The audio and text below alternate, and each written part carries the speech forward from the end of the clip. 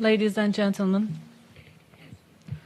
I welcome to our event organized by KADEM, the Women and Democracy Foundation, and I want to thank the Permanent Mission of Turkey to the United Nations for their contribution. KADEM has always shown its solidarity with Palestine through various activities.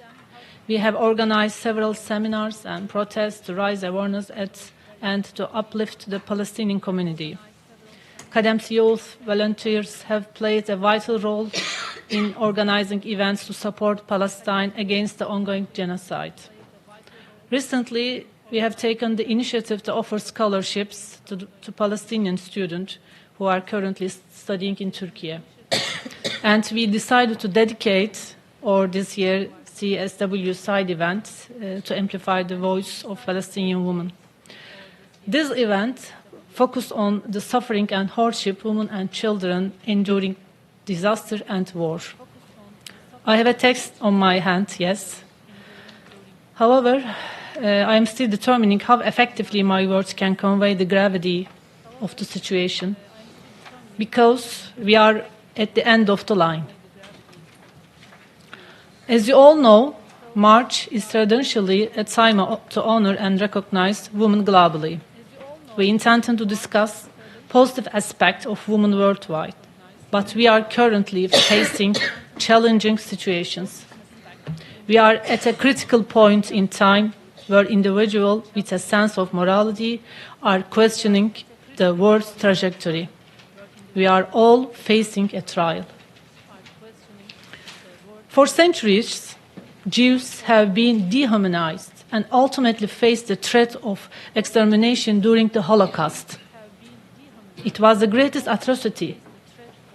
The scars of this catastrophe still stain the soul of humanity. And now, the world is horrified to witness once again the perpetration of endless evil. The ideology that looms over Palestine today is bombarding the legacy of human values. It will take a long time to rebuild trust in the shaken foundation of humanity. It also reveals the West's illusion of moral and human superiority. We must remember that genocide in Gaza and the massive walls dividing the West Bank are not just physical barriers. Behind the blockade, which conveys an agreement cannot breach, lies the mentality of occupation and colonialism. Israel is the implementer of colonialist settler practices in our era. The global community's support for the Palestinians sends a clear message. This mindset must come to an end. This is a factor that elevates the Palestinian struggle to a fight for humanity. Why do we say that wars and disaster affect women most fatally? Why do we call the women of Gaza and Palestine brave hearts? It is not because war affects men and children less.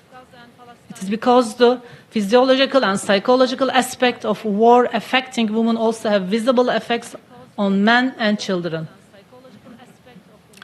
Fedaiza is one of those mothers who had to give birth in these difficult conditions.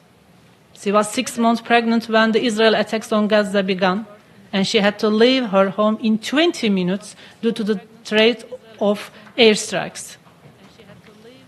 Feda then had to relocate many times for fear for her life. She says that her grandmother's advice kept coming back to her during the struggles.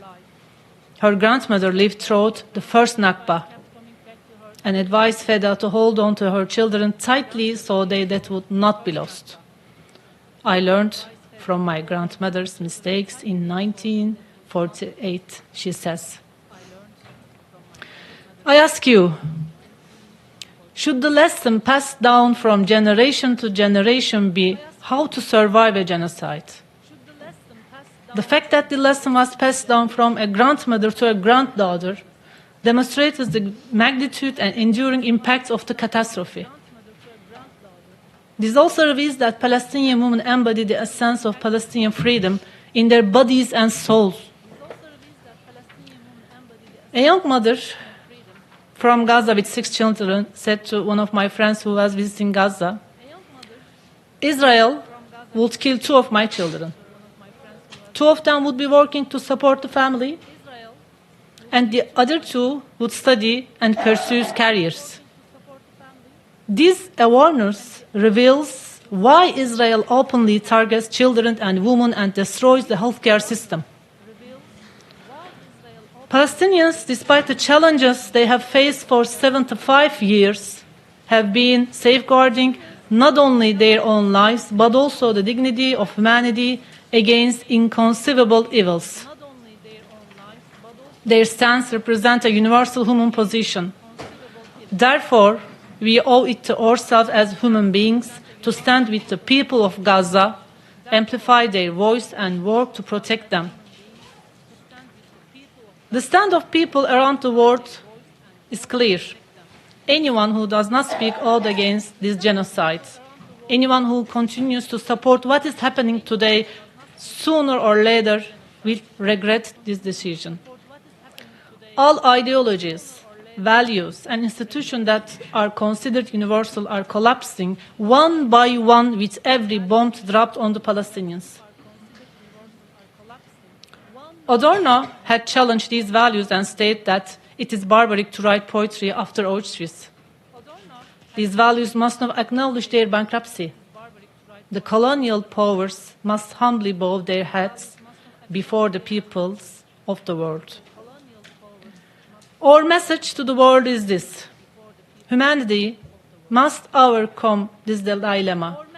We need to dismantle the hegemonic system that colonializes and disrupts wars paced by invading and destroying countries.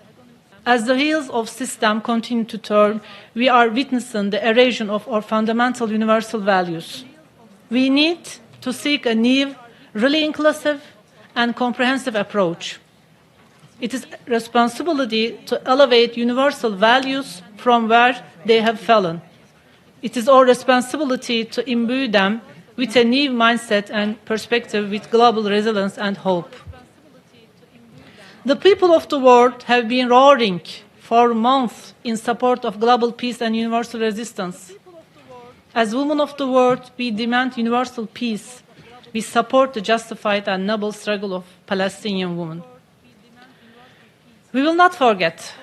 We will not forget what is happening in Gaza, Jerusalem, Nablus, and throughout Palestine.